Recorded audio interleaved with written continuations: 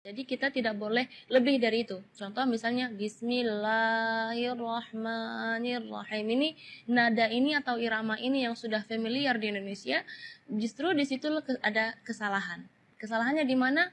Bismillahirrahmanirrahim. Assalamualaikum warahmatullahi wabarakatuh. Perkenalkan nama saya Nabila Abdurrahim Bayan. Mungkin sudah tidak asing lagi ya, alhamdulillah. Mudah-mudahan di pertemuan kali ini kita bisa menjelaskan sedikit tentang surat Al-Fatihah, di mana surat Al-Fatihah itu penting sekali, adalah salah satu rukun sholat. Di pertemuan kali ini Nabila akan sedikit menjelaskan kesalahan-kesalahan yang sering terjadi ketika saat kita membaca surat Al-Fatihah. Gini ya, setiap orang memang beda-beda. Yang bagusnya ada kelebihannya, memang ada kekurangannya, tapi dalam melafalkan huruf-huruf Al-Quran seharusnya kita 100% seperti bagaimana Rasulullah SAW membaca. Kalau kita lihat di surat Al-Fatihah, Kak Nabila akan membaca sedikit ya surat Al-Fatihah, nanti satu persatu ayat kita akan merincikan kesalahan yang sering terjadi ketika melafalkan ayat-ayat atau huruf-huruf di surat Al-Fatihah. أعوذ بالله من الشيطان الرجيم بسم الله الرحمن الرحيم الحمد لله رب العالمين الرحمن الرحيم مالك يوم الدين إياك نعبد وإياك نستعين اهدنا الصراط المستقيم صراط الذين أنعمت عليهم غير المغضوب عليهم ولا الضالين آمين. Kita mulai dari ayat pertama, mungkin dari basmalah dulu ya. Bismillahirrahmanirrahim. Dalam basmalah tersebut yang perlu kita perhatikan adalah mad-madnya. Jadi secara umum mad tabi'i itu 2 harakat. Jadi kita tidak boleh lebih dari itu. Contoh misalnya Bismillahirrahmanirrahim. Ini nada ini atau irama ini yang sudah familiar di Indonesia, justru di situ ada kesalahan. Kesalahannya di mana? Berlebihan dari segi madnya. Jadi bismillah itu kepanjangan. Ar-Rahman, Ar-Rahim. Itu Ar-Rahman terus bismillah juga di situ terlalu panjang. Seharusnya Bismillahirrahmanirrahim. Jadi dua harakat. Lanjut ke ayat pertama, Alhamdulillahirabbil alamin.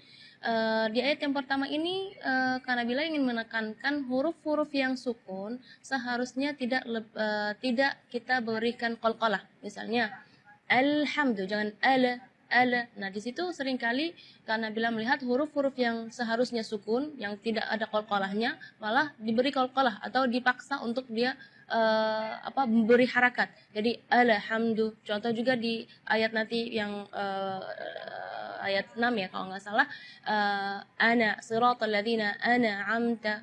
Itu sering kali huruf-huruf lam, nun atau ama ya, itu tidak boleh menggetarkan atau diberi qalqalah, karena huruf qalqalah ada 5, qaf, ta, ba, jim, dal. Ya, selain 5 huruf tersebut maka tidak boleh kita qalqalah ya. Jadi alhamdulillahi rabbil alamin.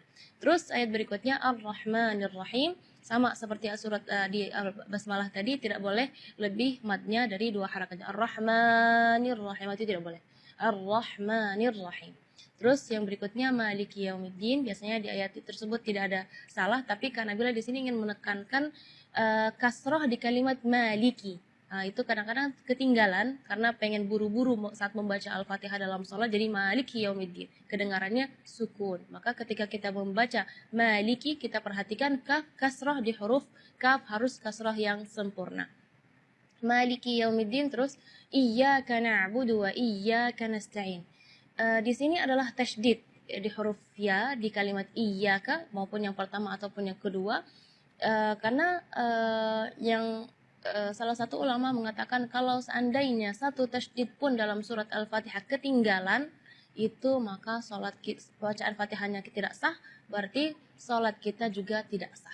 Jadi kita perlu di sini menekankan tasydidnya pun harus kita perhatikan. Sampai subhanallah ulama menghitung tasydid dalam surat Al-Fatihah itu adalah 14 tasydid dalam surat Al-Fatihah. Iyyaka, jadi tekanan iya, dengan iyaka. Kalau iyaka berarti tidak ada tasydidnya. Jadi iyyaka na'budu wa iyyaka nasta'in. Setelahnya adalah ayat ihdinas siratal mustaqim.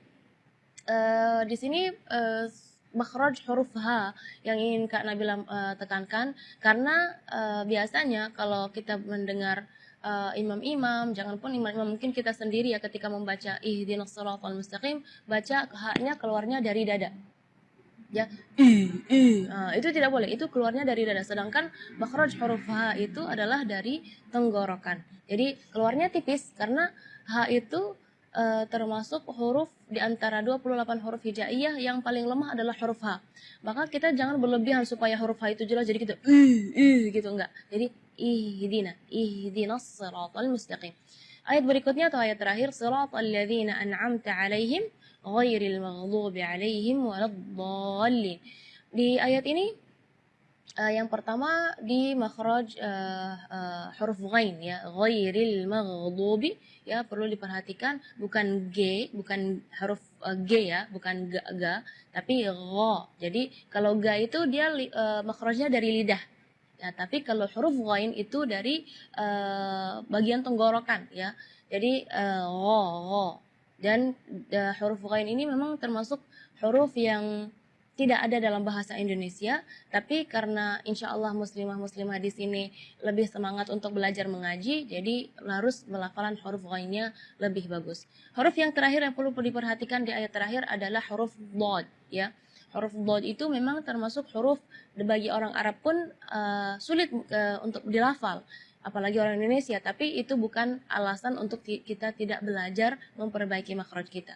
Walad do ya, huruf dot itu keluarnya dari pinggir lidah maupun yang kanan ataupun yang kiri atau dua-duanya. Dan memang ada yang mengatakan bahwa Rasulullah Shallallahu Alaihi Wasallam satu-satunya yang bisa melafalkan huruf dot dengan baik. Itu bukan berarti kita tidak bisa, maka kita harus berusaha ya untuk melafalan kita, huruf-huruf kita sama seperti Rasulullah Shallallahu Alaihi Wasallam. Di kalimat ini juga waladdallin yang perlu diperhatikan adalah madnya juga. Mad di situ kita harus panjang membacanya 6 harakat, karena di situ hukumnya mad lazim kalimi musaqqal. Jadi membacanya waladdallin 6 harakat. Terus setelah waladhdallin di situ ada huruf lam yang ada di atasnya ada tasydid. Itu seringkali ketinggalan waladdallin. Nah, itu berarti tidak ada tasydidnya. Waladdallin. Amin. Mudah-mudahan dengan penjelasan yang singkat ini bisa memperbaiki bacaan-bacaan muslimah-muslimah dan akhwat di sini, dan insya Allah kedepannya bisa lebih bagus lagi, untuk bukan hanya untuk diri kita tapi untuk mengajar anak-anak kita supaya baca Fatihahnya lebih baik.